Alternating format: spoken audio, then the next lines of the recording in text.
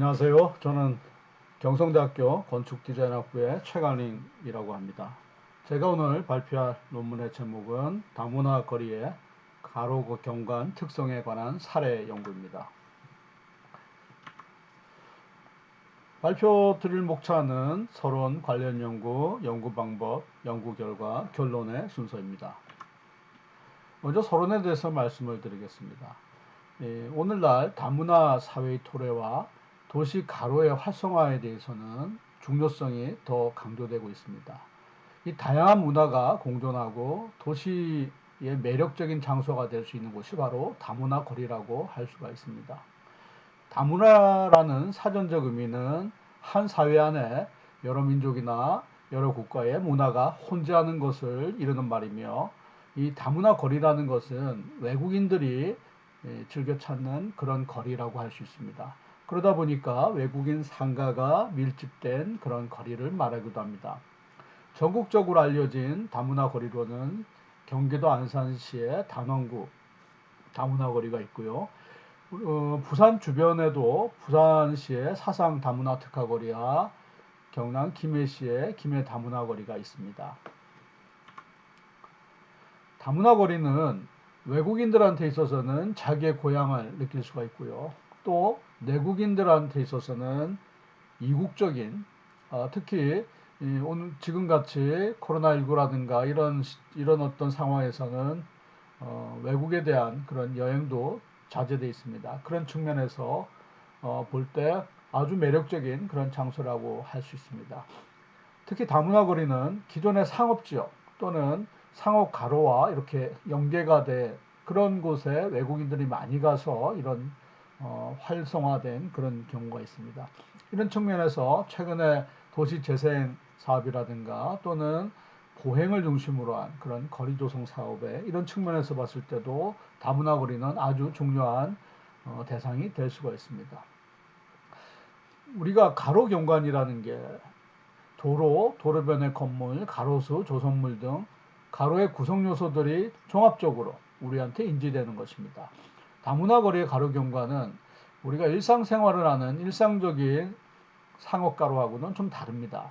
왜 그러냐면 그 다문화에 관련된 외국이나 그런 국가들의 언어라든가 또는 그러한 물건이라든가 이런 것이 그 거리에 존재하기 때문에 독특한 또 이국적인 그런 경관을 사람들에게 느끼게 할 수 있습니다.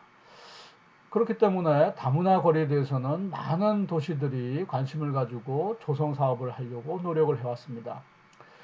특히 오늘날 같이 다문화가 활성화된 시대에 있어서 다양한 거리라든가 도시 상업가로의 계획에 있어서 또 중요한 면을 차지하기 때문에 이와 관련된 계획 및 설계 방법론에 대한 그런 시사점을 제공할 수가 있을 것입니다. 이러한 배경에서 본 연구는 동남권의 대표적인 다문화 거리인 부산의 사상 다문화 특화거리와 경남 김해시의 김해 다문화 거리를 대상으로 가로경관의 특성을 분석의 틀을 저는 건축물 전면, 5개 광고물, 공공매체, 가로시설물로 설정을 하고 여기에 관해서 살펴보았습니다. 본 연구의 목적은 향후 다문화 거리를 조성을 위한 계획 및 설계 방법론을 도출하기 위한 시사점을 제시하는 것입니다. 관련 연구로는 다문화 거리 관련 연구, 가로경관 특성 관련 연구, 대상지 관련 연구 등이 있습니다. 다문화 거리를 관련한 연구로서는 부산시 차이나타운, 서울시 차이나타운, 안산시 단원구에 다문화 거리가 있고요. 가로경관 특성 관련한 연구로는 서울의 신촌, 모텔촌을 중심으로 한 가로경관 특성을 분석한 연구, 또 광주광역시의 가로경관, 건축물 인면에 관한 연구, 또 춘천시에는 소양로 문화가로의 가로경관 재생을 위한 연구, 그런 연구, 기타 연구들이 있습니다. 대상지 관련해서는 이 김해에 관한, 특히 김해라는 도시가 이주 노동자들이 많이 생활하고 있습니다. 그래서 김해의 이주 노동자 다문화 거리 관련한 연구들이 수편이 있습니다. 연구 방법은 이론적 고찰과 사례 분석으로 진행했습니다. 이론적 고찰에서는 다문화 거리, 가로경관 특성, 사례 대상지 등과 관련한 문헌 자료에 대해서 수집 분석을 했고요. 이를 통해서 분석의 틀을 모두에 말씀드린 내용대로 도출을 했습니다. 사례 분석에서는 이론적 고찰을 통해서 도출된 분석의 틀, 방금 말씀드렸던 건축물 전면, 5개 원고물, 공공매체, 가로 시선물로 분석의 틀을 설정했고 거기에 따라서 2개의 사례 대상지를 조사 및 분석을 했습니다. 분석의 틀이고요. 사례 대상지 첫 번째 부산 사상 다문화거리입니다. 특화거리입니다. 현재 여러분 보시는 것과 같이 여기에 이마트라고 하는 그 대규모의 상업시설이 있고요. 여기를 중심으로 해서 교통도 편하고 또 옆에 사상 산업단지도 있고 또 김해하고도 경전철로 연결돼 있어서 많은 이주 노동자들이 와서 뭐 쇼핑이라든가 또 사람을 만난다거나 또는 휴식을 위락 이런 거를 하고 있습니다. 김해 다문화거리는 전통시장이라고 하는 김해 동상시장이 있고요. 또 최근에 조성된 글로벌 푸드타운이 있고요. 김해 김수로 왕릉 주변에 원도심이라고 할 수 있는 곳입니다. 여기에 김해 이주 노동자들이 많이 생활하면서 뭐 원래 전통시장에 장을 보러 오고 그리고 그게 확산되면서 푸드타운도 생기고 뭐 이런 양상을 우리가 볼 수가 있습니다. 연구 결과를 말씀드리겠습니다. 본 연구를 통해서 아까 4가지 분석의 틀을 가지고 살펴봤더니 건축물 전면 경우에는 기존의 사상이나 또 김해나 두 대상지 모두 다 기존의 건축물을 기반으로 해서 그 건축물 전면에 그 나라의 분위기를 낼 수 있는 그러한 언어라든가 5개 건축물하고 연계가 됩니다. 그러한 모습을 보여주고 있고요. 특히 적응적 재사용 측면이라고 볼 수가 있습니다. 기존의 상업 용도가 아니던 그런 곳 같은 경우도 그 외국인 이주 노동자들이 많이 이용을 하다 보니까 상업 용도가 들어갔습니다. 그래서 건축물 전면으로 이렇게 봐도 기존의 건축물을 파사드를 좀 변형시킨 이국적인 면을 볼 수가 있습니다.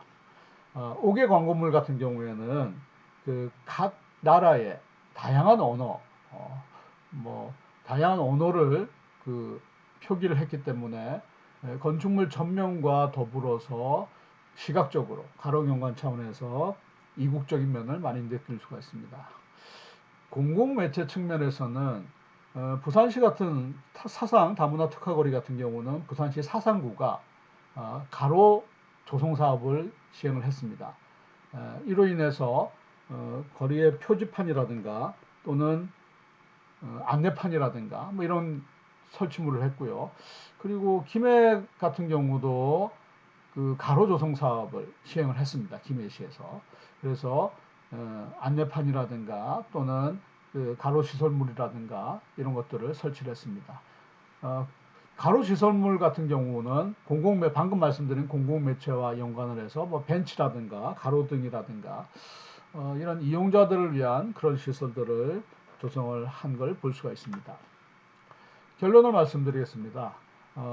본 연구는 부산시의 사상구 다문화 특화거리와 김해시 김해 다문화 거리를 대상으로 분석의 틀에 대해서 4가지 측면에서 살펴보았습니다. 향후 골목형 다문화 사회와 다문화 거리 활성화를 위해서는 본 연구에서 살펴본 2개의 사례 대상자와 같이 어떤 자생적인 그런 형성을 바탕으로 새로운 용도가 들어간 재생적인 측면 또는 적응적 재사용 측면 이런 게 있는데 그런 거를 바탕으로 공공에서 더 필요한 더 활성화시킬 수 있는 그러한 그 지원이라든가 그런 것들이 이제 필요하다고 볼 수가 있습니다.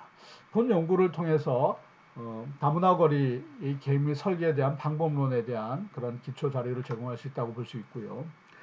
2개 사례만 특히 이제 동남권의 2개 사례만 가지고 하다 보니까 근본적인 한계가 있습니다. 일반화의 오류에 대한 기본적인 한계가 있고요. 향후에는 국내에서 가장 크다고 할 수 있는 안산시 관련 연구가 진행되기도 했고요. 또 서울에 있는 또 다른 전국적인 그런 대표적인 사례들을 서로 비교 분석하는 그런 연구도 진행될 것이라고 기대를 하겠습니다. 자, 참고 문헌은 뭐 다음과 같고요. 이상으로 발표를 마치겠습니다. 여러분 경청해 주셔서 감사합니다.